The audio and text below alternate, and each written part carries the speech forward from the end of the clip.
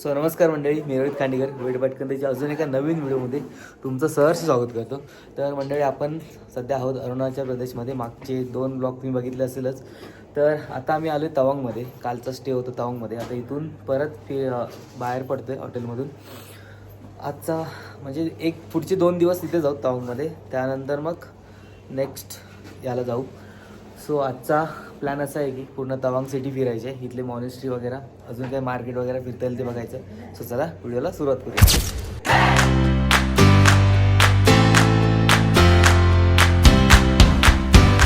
So बरोबर आमच्या रूमच्या बाहेरूनच असा सूर्यदेव आलाय. भयानक व्ह्यू आहे, मस्त. हॉटेलपासून जे स्पॉट आहेत ते त्यांनी हायलाईट केलेत, म्हणजे आपल्याला जवळ पडतील. मोस्टली जवळ येतात, 1 किलोमीटर 5 किलोमीटरच्या आसपास. सो स्वप्नील बघतोय काय काय जवळ आहे. आपली गँग तयार आहे इथल्या इथे फिरायला तवांग सिटी, ओल्ड तवांग सिटीमध्ये. ही अशी कसरत आहे आमची लास्टच्या सीटवर बसण्याची. चला आपण पोहोचलो होतो एका मॉनेस्ट्रीला. हॉटेलच्या एक 2-3 मिनिटाच्या अंतरावरतीच मॉनेस्ट्री आहे, तिथे पोहोचलो आहे आता. आणि बऱ्यापैकी आले टुरिस्ट आलेत सगळे. आणि इथून एक सीन दिसतोय बघा, पूर्ण तवांग सिटी दिसते. एक नंबर व्ह्यू आहे. हे बघा, इकडे फुटबॉलचं ग्राउंड आहे आणि पूर्ण काय तवांग सिटी राजबाई. इकडे आल्यापासून भाई जेवण काय आम्हाला नीट भेटत नाही. नीट म्हणजे काही ठिकाणी आहे, टेस्टच वेगळी आहे जेवणाची. यांची बनवण्याची पद्धत आणि आपली बनवण्याची पद्धत यामध्ये खूप फरक आहे. महाराष्ट्र टेस्टच नाही कळत. महाराष्ट्रीयन फूड आणि इकडचं फूड मध्ये जाम फरक आहे भाई. राईस पण, आम्हाला डाळ जेवण तर पण. काही सूट होत नाही, पण बाकी सर्व ओके आहे.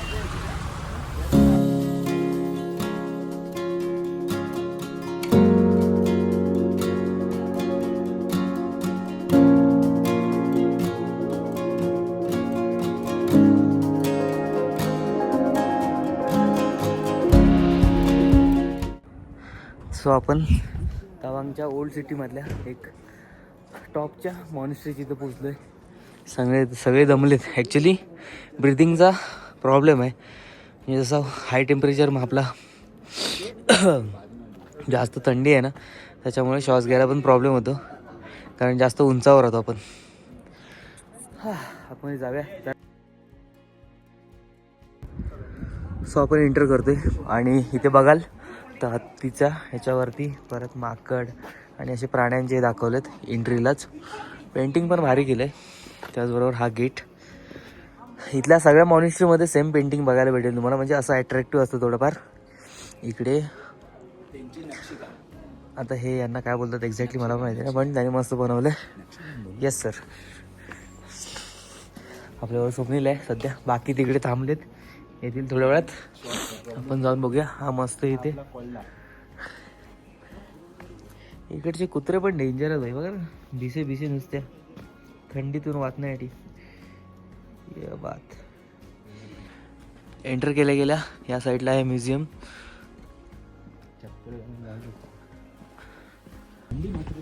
थंडी मरणाची.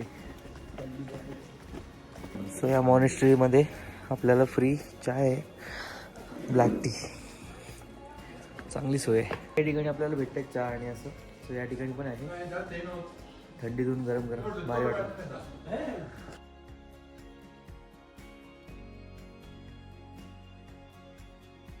मध्ये जात होतो मॉनेस्ट्रीमध्ये, पण ॲक्च्युली तिथे लाईट गेले, त्यामुळे काही दाखवू शकत नाही. थोडा वेळ बाहेर वेट करतोय, लाईट आली की मग जाऊया. आणि तोपर्यंत इकडे पाठी बघा, पूर्ण तवांग सिटीचा नजारा. पूर्ण डोंगरात बसले तवांग सिटी. या साईडला मे बी स्कूल आहे, बरोबर मॉनेस्ट्रीच्या मागच्या साईडला. हे बघा, तवांग मॉनेस्ट्री स्कूल. सो इथून मॉनेस्ट्रीची एंट्री आहे. लाईट गेली होती बोललो होतो ना, आता आले का बघूया आतमध्ये जाऊन. So first of all remove your shoes from outside.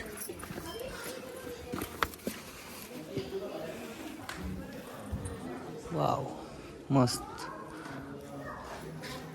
Light नाही आहे रे.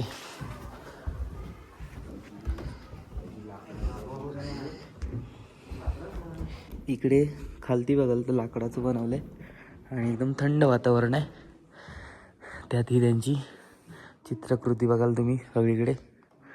आणि मोस्ट ऑफ कपड्यांमध्ये त्यांनी डिझाईन मारलेत. इकडे त्यांची जीवनशैलीची.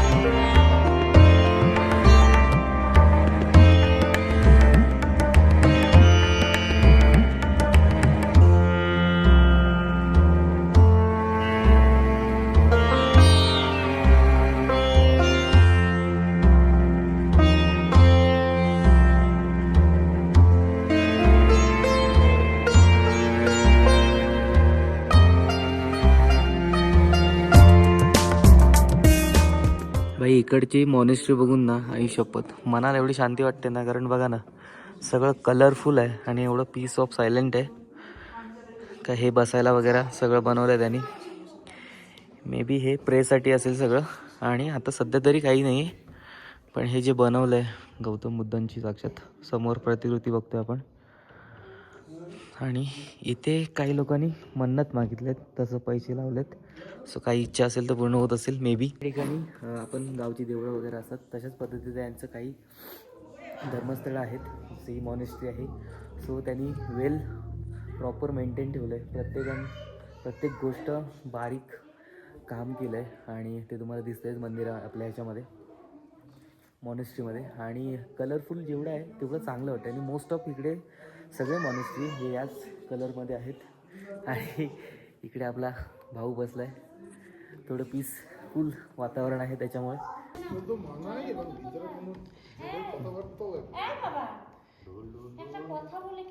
स्लो आहे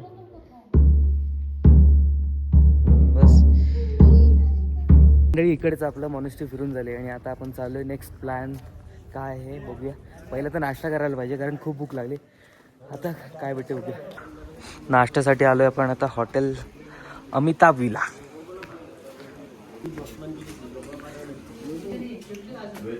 सो आता नेक्स्ट मॉनेस्ट्री जिथं आपण पोहोचलो आहे. आणि सेम सगळ्या प्लेसेस सेम आहेत.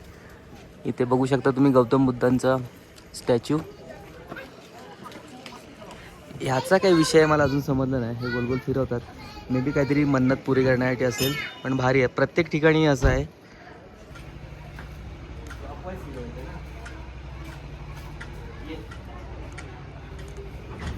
सो हे असं फिरवायचं आहे क्लॉकवाईज. आणि ते असं म्हणतात की ते फिरवल्यानंतर तुम्ही काही इच्छा मागितली तर पूर्ण होते.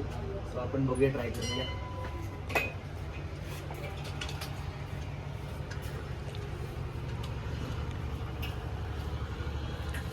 आणि हे सर्वात मोठं आहे.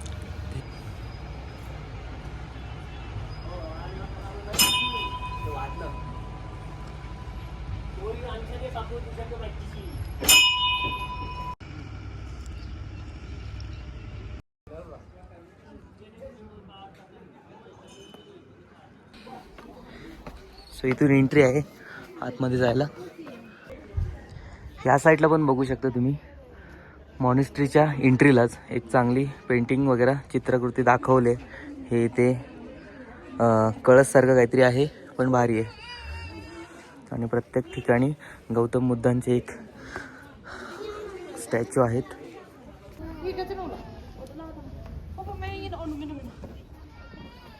चला इथली मॉनेस्ट्री बघून झाली. आणि मोस्ट ऑफ ठिकाणी तर असेच सगळे आहेत. त्याच्यामुळे मग धर्मस्थळ ओके सॉरी मॉनेस्ट्री नाही, फक्त यांचं स्टॅच्यू आहे आणि त्यांचं एक धार्मिक स्थळ आहे. पण थोडाफार मॉनेस्ट्री सारखंच आहे रे. चला आता थोड्याच अंतरावरती आहे तवांगचं मार्केट. सो तिथे आलो एक्सप्लोर करायला. बघूया मार्केटमध्ये आपल्या पसंतीचं काय मिळतं आहे का. सो कर्मा गिफ्ट शॉप. जास्त तर इकडे कपड्याचे दुकान आहेत पण खूप कॉस्टली आहेत. भावाच्या दुकानात बघूया हातात घालायला काय भेटतंय का. जे होतं हातात काहीतरी घालायला, पण ते इथे नाहीये. पुढे बघूया. याच्याकडे फक्त फ्रेम आणि बनवतात ते आहे. चलो. सो भाईला पाहिजे कवर मोबाईलसाठी आयफोनचं.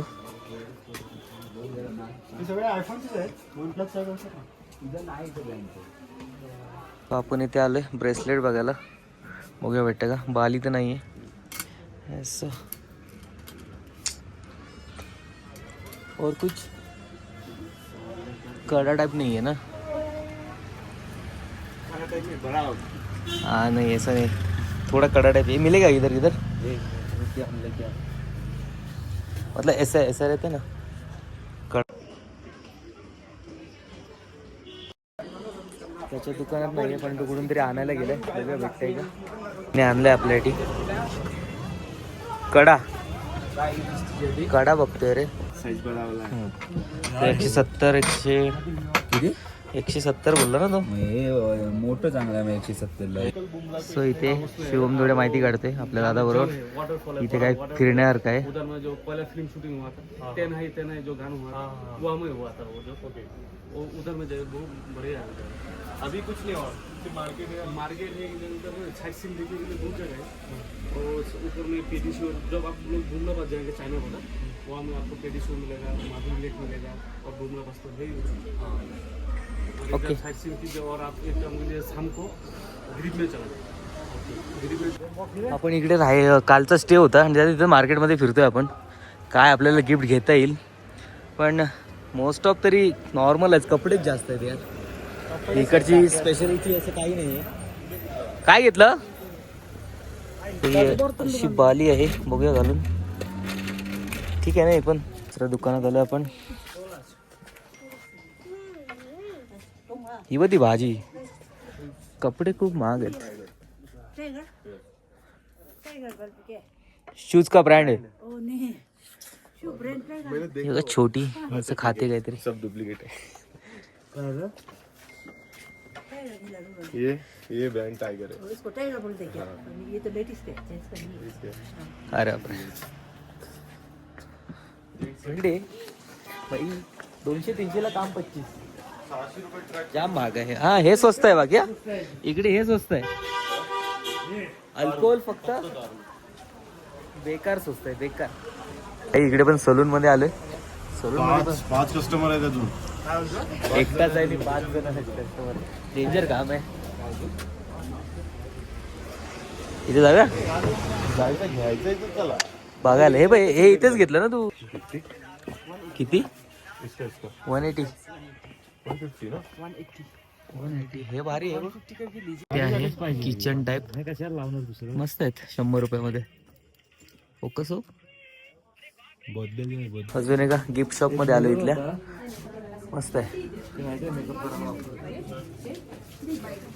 साईडला लावलेत पूर्ण किचनचे सेट. हा इकडचं स्पेशल काय काय आहे हे. हे रे धूप बीपचं आहे ना आपलं सेम. इकडे कप्स आहेत. देख राव खाली. So हे फ्रीज साठी आहे. फ्रीज माउंट मस्त आहे. 100 रुपयाला आहे. या लोकांनी घेतलंय. आपण आलोय इथे चेक करायला का आपल्या खाण्यासारखं काय आहे का. सो युनिक आहे इकडे. ऑथेंटिक आहे सगळं.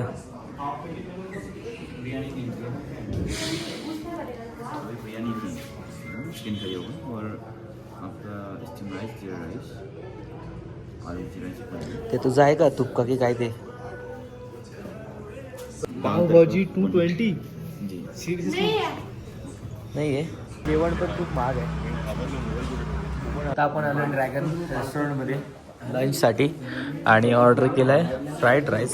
सो असं हे इथला ॲम्बियन्स आहे. आला रे आला छकडेवाला. जेवणानंतर आम्ही आता आलोय तवांगला. तवांगच्या मार्केटच्या इथे खालती वॉर मेमोरियल बघायला. तिकीट काढायला. मग बघायला कधी यायचं. अच्छा तिकीट काढायला आलोय आणि मग बघायला उद्या यायचं. 1 तास लावले. सही आहे. तर तवांग सिटीमधला आपला दुसरा स्टे म्हणजे दुसरं हॉटेल आपण जिथे आजचा स्टे होणार आहे. तो आहे केसकर होमस्टे आणि तो पण एकदम डाऊन आहे एकदम. ऑफ रोडिंग आहे इकडे आणि मस्त आहे हॉटेल. सो चला बॅग नेऊया वरती आणि मग फ्रेश होऊन बोलूया. तर हा आहे आपला आजचा स्टे इथे. मस्त ॲम्बियन्स आहे, भारी आहे. आता जेवढे आम्ही 2 हॉटेल राहिलो त्यापेक्षा हा बेस्ट आहे. आणि हा आपला इकडचा रूम. इकडे आहे राज, इथे आपले अजय भाऊ आणि इथे आमचे तिघांचे बेड. आणि त्या साईडला इकडे 3 जण आहेत, बोंड्या भाऊ, शुभम, अजित, स्वप्नील. नाही मस्त आहे रूम, भारी आहे. सो इकडे आता आम्ही तयार झालोय आपल्या तवांगमधला वॉर मेमोरियल बघायला. सो सगळे निघालेत. तो सुरू होणार आहे मे बी 7 वाजता आणि आता वाजले 6:30 आणि भयानक असा काळोख झालाय. आणि इकडे सगळे तयार होत आहेत. बेडरूमची हालत बघा भाई साहब. हाय हाय. एवढ्या थंडीत डॉगेश बाई झोपलेत, माणसं राहत नाही. हा भाई कसा राहतोय काय माहिती. आतमध्ये रूममध्ये ठीक आहे, पण बाहेर पडल्यावरती भाई टेम्परेचर 10 पर्यंत पोहोचले. आणि हे हँड ग्लोव्ज वगैरे घालावे लागतात, कॅप वगैरे प्रॉपर. हा आणि हा बघा स्मोक काढून दाखवतोय. यो भाई वाफाच वाफा. बालिश झाले बालिश. आपण पोचलोय वॉर मेमोरियलच्या इथे गेट जवळ आणि 7चा शो आहे. सो इथून एंट्री आहे. पास दिले इकडे. पास आहे, पास देऊन एंट्री.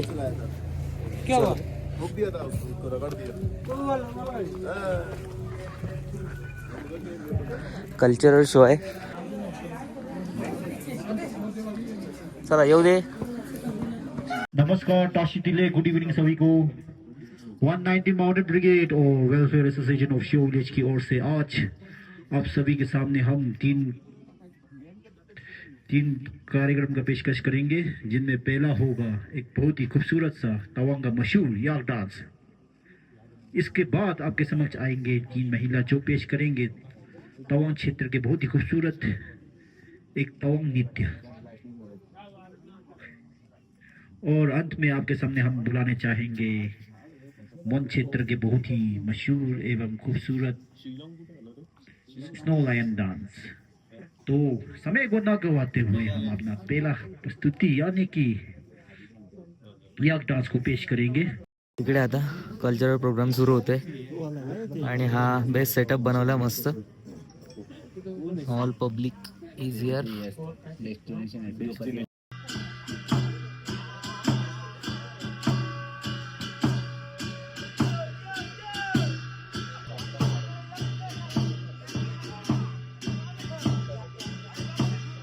अजू हे हँडग्लोव्ज उचल ना.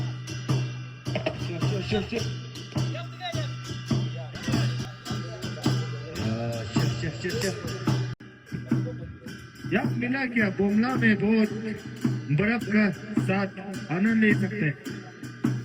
बोमला में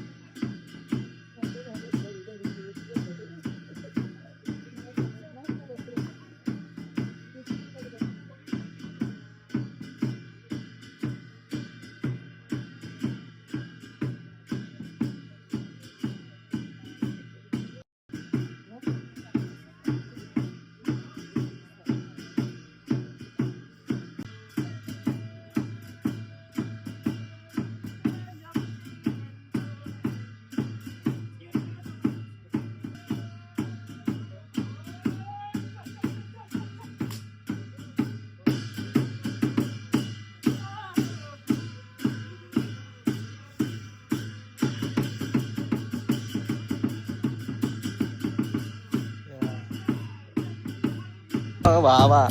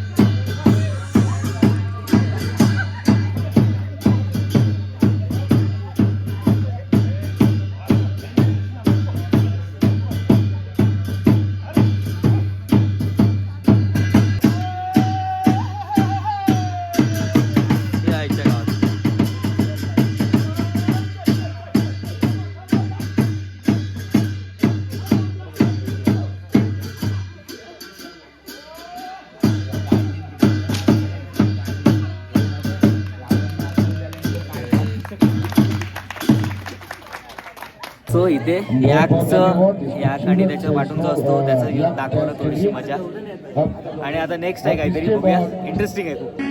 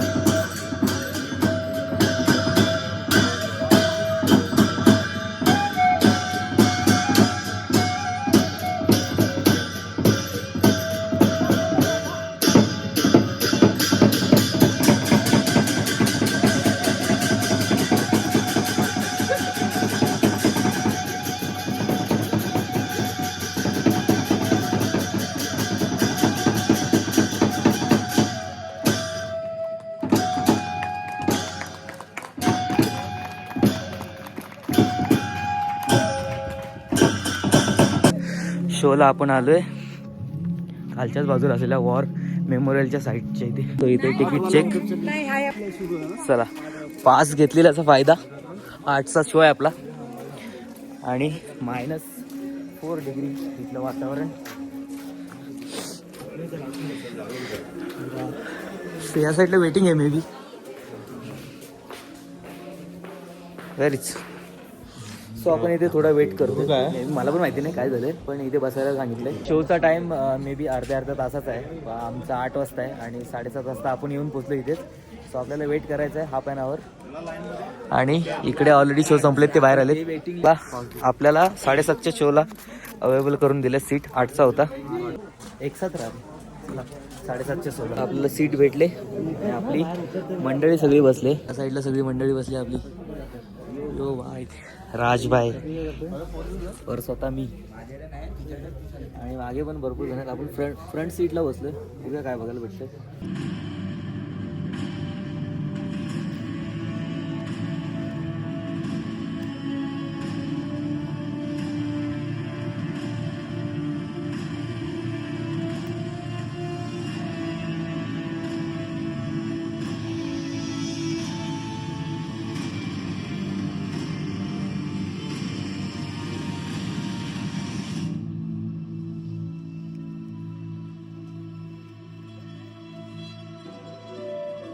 गुजरते हैं साल, गुजरता वक्त, गुजरता रहता है जमाना, लगा रहता है कभी खुशी, कभी गम का आना जाना। जानते हैं आप मुझे, लेकिन कुछ कुछ अनजान है। तवांग है नाम मेरा, आज सुनाना अपना ही अफसाना। जी हाँ, मैं हूँ तवांग। वाव. और मैं आप सभी देशवासियों का हार्दिक स्वागत करता हूं। आज मैं सुनाऊंगा अपनी कहानी, लेकिन ये कहानी सिर्फ मेरी नहीं है। ये कहानी है इस देश की विविधताओं से भरी एक महान विरासत की। ये कथा है इसकी परंपराओं की। ये कथा है शूट करना लाल्या. हिंदुस्तानियों के शौर्य की, अतुल्य बलिदानों की, उन जांबाजों की जिन्होंने अपनी मातृभूमि के लिए हंसते हंसते शहादत की चादर ओढ़ ली और देश पर कुर्बान हो गए। प्राचीन काल से भारत देश का एक गौरवशाली इतिहास है। शास्त्रों में वर्णित है कि मेरी गोद में बहने वाली तवांग नदी के जल को ऋषि मुनियों ने अंगीकृत किया था। यही कोई 1200 साल पुरानी बात है। 8वीं शताब्दी में श्रद्धेय भारतीय बौद्ध भिक्षु गुरु पद्म संभव ने यहाँ की गुफाओं में तपस्या की थी। उन्होंने इस पवित्र भूमि में बौद्ध धर्म के बीज बोए और तब से लेकर आज तक अध्यात्म का वो वृक्ष हरा भरा है। 17वीं सदी के आखिरी पड़ाव में 5वें दलाई लामा के शिष्य मेरा लामा लोड्रे ग्यात्सो ने मेरी ही धरती पर एक मठ की स्थापना की, जिसे आज पूरा विश्व तवांग मोनास्ट्री के नाम से जानता है। इस मठ के लिए जगह खोजते समय मेरा लामा ने मेरे यहाँ ध्यान लगाया और अपनी आंखें खोलने पर अपने अश्व को ताना मारते पहाड़ी के ऊपर पाया और वहीं पर स्थापित हुआ बौद्ध विहार और मेरा नया नामकरण हुआ तवांग। यानी घोड़ा और वाग अर्थात चुना हुआ स्थान। इसी मनमोहक परिदृश्य वाली धरती पर जन्मे थे छठे दलाई लामा सेंग्यांग ग्यात्सो। तभी से मेरी सरजमी पर बौद्ध धर्म और आध्यात्मिकता की जड़ें मजबूत होती गई। यहाँ के एक अत्यंत प्रभावशाली राजा रहे कलावान को, जिनके शौर्य और समाज कल्याण की गाथाएं आज भी मेरे और पूर्ण अरुणाचल प्रदेश निवासियों के दिलो दिमाग में सजीव है। भारत की आजादी से काफी पहले सन 1914 में ही मेरी भौगोलिक सीमाएं निर्धारित हो गई थी। सदी के तीसरे चौथे दशकों में ही अंग्रेजी प्रशासन के अनेकों पर्वतारोहण दल और अभियान असम के मैदानों से मेरे यहाँ भ्रमण पर आए। ब्रिटिश अधिकारी मैकमोहन ने मेरी उत्तरी सीमाओं को तिब्बत के साथ निर्धारित कर दिया था, जिसे अब मैकमोहन लाइन के नाम से जाना जाता है। लेकिन ये है ना हमारा पड़ोसी देश, जो न जाने क्यों देकर फर्जी दावे करता है। तू साइड से हो गए. When the world sleeps, India will awake to life and freedom. 15 अगस्त 1947 पूर्ण भारतवर्ष के साथ साथ मेरा भी प्रफुल्लित हो था। सदियों की पराधीनता के बाद हम एक बार फिर आजाद हुए। खुले आसमान में लहराया हमारे स्वाभिमान, अखंडता और पहचान का प्रतीक तिरंगा। जी हाँ, हमारा राष्ट्रीय ध्वज। पड़ोसी प्रांत तिब्बत के उस पार 1949 में चीनी का राज्य का जन्म हुआ। चीन की साम्राज्य विस्तार नीति के विडंबना के फलस्वरूप अगले वर्ष तिब्बत भी उसकी गिरफ्त में आ गया। 14वें दलाई लामा ने तिब्बत की स्वाधीनता का आंदोलन जारी रखा।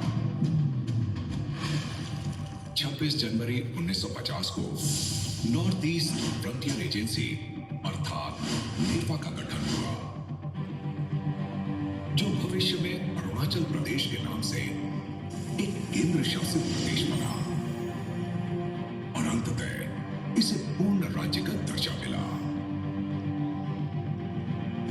17 जनवरी 1951 को मेजर खाते MCMBE ने 5 असम राइफल्स के 200 सैनिकों के साथ 4 द्वार से मेरी सरसमी के लिए कूच किया। दुर्गम इलाकों से होकर ठंड बर्फ जंगलों को लांघते हुए वे 6 फरवरी 1951 को तवांग पहुंचे और इस प्रकार मेजर बॉब खातिंग के भरसक प्रयासों के चलते फरवरी 1951 में मेरे यहाँ भारतीय प्रशासन की औपचारिक रूप से स्थापना हुई। 14 फरवरी 1951 के स्वर्णिम दिन को मैं और मेरे निवासी कभी ना भूल पाएंगे। शत शत नमन इस अधिकारी को जिसकी हिम्मत और जज्बे को मैं और पूर्ण भारतवर्ष सलाम करते हैं।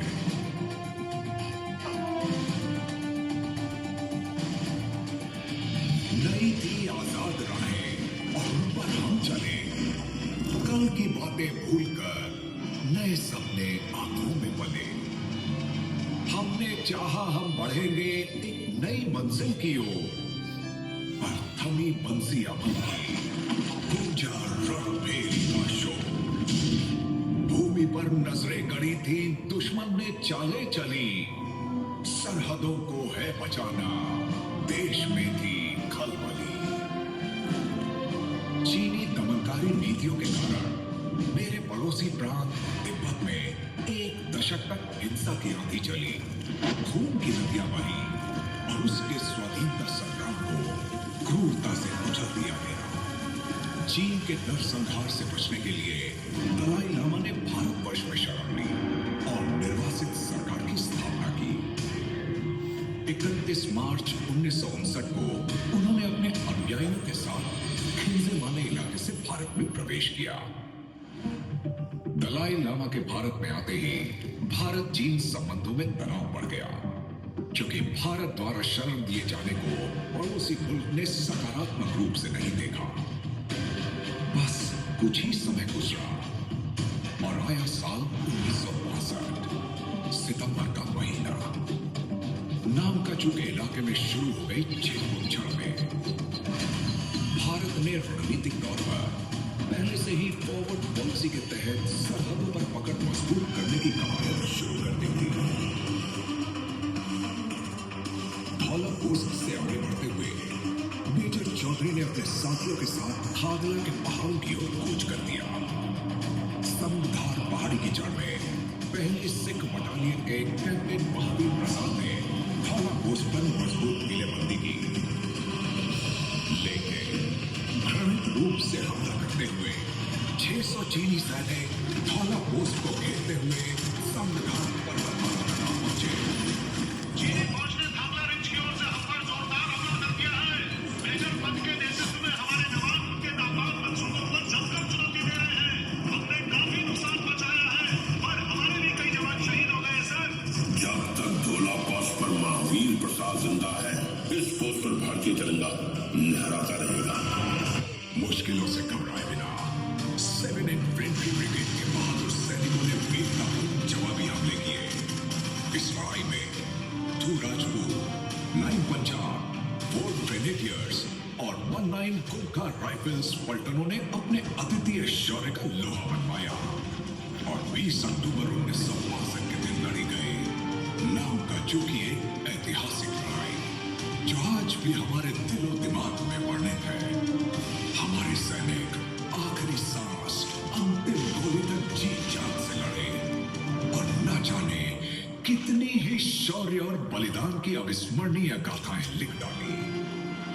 नामकाचू घाटी का वो रक्त चर्चित मंजर मैं आज भी नहीं भूल पाया।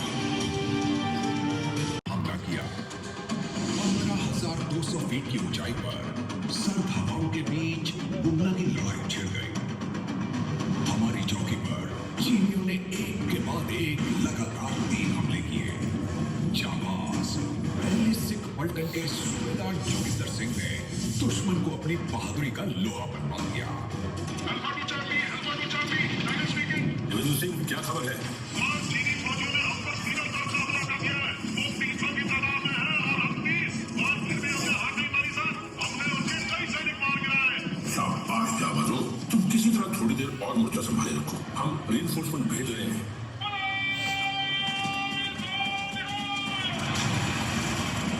हमले की तीसरी लहर को टक्कर देते देते गोला बारूद कम होने पर भी हार नहीं मानी। साथी कम होते गए मगर हौसला नहीं। बंकरों से बाहर निकलकर जोगिंदर सिंह और उनके वजूद के सैनिक आखिरी सांस और अंतिम गोली तक लड़ते रहे। उनके जन्म साथियों ने अपने शौर्य का परिचय देते हुए कई सौ चीनी सैनिकों को ढेर कर दिया। चीनियों के निरंतर हमलों में जोगिंदर सिंह आखिरी दम तक लड़ते रहे और पूरी तरह घायल हो गए। अपने साहस और वीरता के लिए सूबेदार जोगिंदर सिंह को मरणोपरांत देश के सर्वोच्च वीरता पुरस्कार परमवीर चक्र से नवाजा गया। तर मंडळी, अशा प्रकारे आपण वॉर मेमोरियल आणि कल्चरल डान्स सगळे बघून आलं आणि वॉरमध्ये काय काय झालं हे त्या ठिकाणी दाखवण्यात आलं एक पिक्चरच्या थ्रू, आणि बाकी त्यांचा डान्स वगैरे इथलं जे कल्चर आहे ते थोडंफार दाखवण्यात आलं. सो हा व्हिडिओ इथपर्यंतच होता. तो भेटूया एका नवीन व्हिडिओसोबत. तोपर्यंत tata, bye bye, take care. पुढे